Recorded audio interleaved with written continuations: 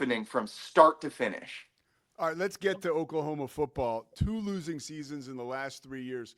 I'm a child of the Barry Switzer era. That is so foreign to me, right? I got the Boz over here. You can't see him, but Yeah. I've just grown. I grew up watching Oklahoma football and just adoring the program. But obviously, I wouldn't say tough times, but definitely a pivotal year.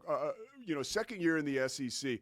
What do you expect from this team? New offensive coordinator, new quarterback, both I think coming from Washington State, right?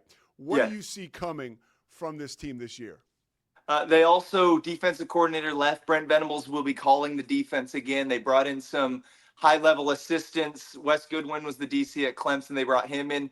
Nate Dreiling had just accepted the defensive coordinator job at Arkansas State.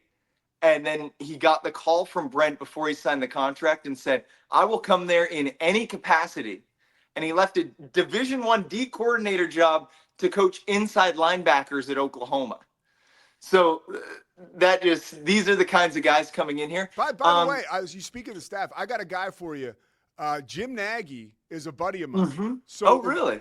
so if you bump into him, like I'm not just saying like tell him, be like, hey, like, do the little Pete Souza deal, like, the friend of a friend. He is one of the best dudes of all time, the new general manager for Oklahoma Sooner football. So yeah, if you bump into him, say what's up. Yeah, so I was going to get into him because I think that's the biggest thing.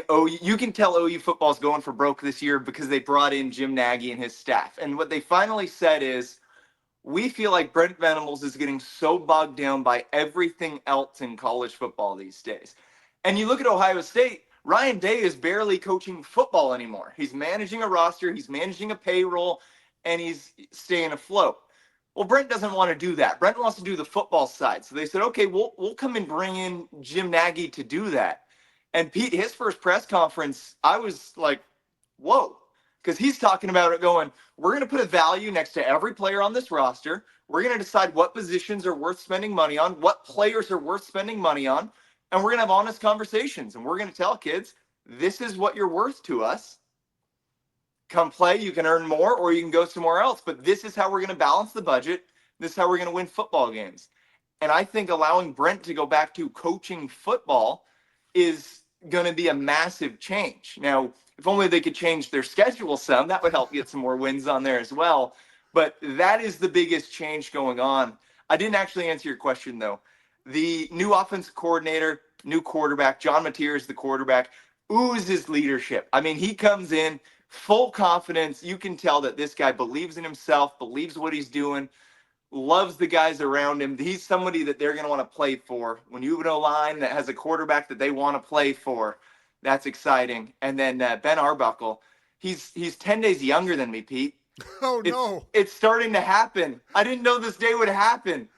Welcome, the coaches are dude. Younger than me. Welcome, dude. Yeah, but he is just all about the energy. Seth Luttrell was the OC for half the year last year, and he was not a high-energy guy by any means. Arbuckle is the opposite. I mean, you see him out on the practice field. He's running from drill to drill. He's smacking players on the pads and helmet. How many wins will it turn into? I don't know, but I can tell you that they have flipped the culture there on its head from last season. There is so much new, and they're going for broke. I think Brent Venables knows that people are getting antsy because, like you said, the Switzer era, and then you look at the Stoops era, where they were just racking up Big 12 championships. And that was when I was growing up, and I didn't realize that wasn't normal for a team to win that many Big 12 championships. It was unbelievable. So I don't want to say desperate, but Brent Venables knows his job is on the line and that both the OU brass and the fan base are getting antsy. Let me ask you this question, too. The SEC, right, the jump to the SEC, clearly Texas flourished, right? Oklahoma did not. And I'm not saying, that is a windfall financially for a school. Any school that wouldn't take that opportunity, it would be silly. That's from a Big 12 guy. But is there any buyer's remorse around the football program in general when you say, if we were playing in the Big 12 right now, we might be like in the championship and quite possibly in the college football playoff last year. But now we have a losing season.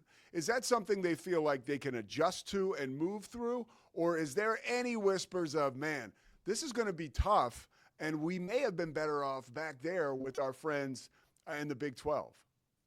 I would say the fan base jokes about it sometimes, but you have to remember, Pete, you said 2 losing seasons in 3 years. The first one was in the Big 12.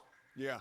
They blew a lead in Lubbock. Baylor came to town and beat them. I mean, they struggled against the Big 12 teams can compete with OU. Now, the SEC does have the dominant, but you have to remember this too.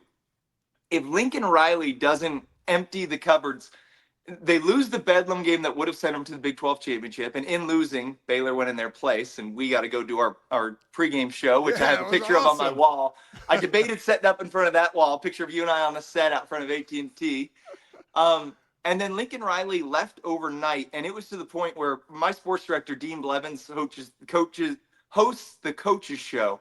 Yeah. And he was sitting on set waiting for Lincoln Riley to show up, and Lincoln just never came. So they had the whole thing set up for hours, and Lincoln didn't show. That's how quickly he left town. They play a game on Saturday night. Someone asked if he's leaving for LSU. He says it's a ridiculous question. Doesn't show up to the coaches show tomorrow. They have 130 player turnover. So is there buyer's remorse? There's more buyer's remorse on Lincoln Riley than going to the SEC, because if that didn't happen, they'd be sitting where Texas is right now.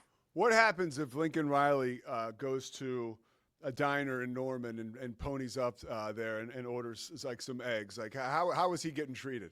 We would have a lead story on the 9 p.m. news, and it would involve a lot of assault arrests, I would imagine.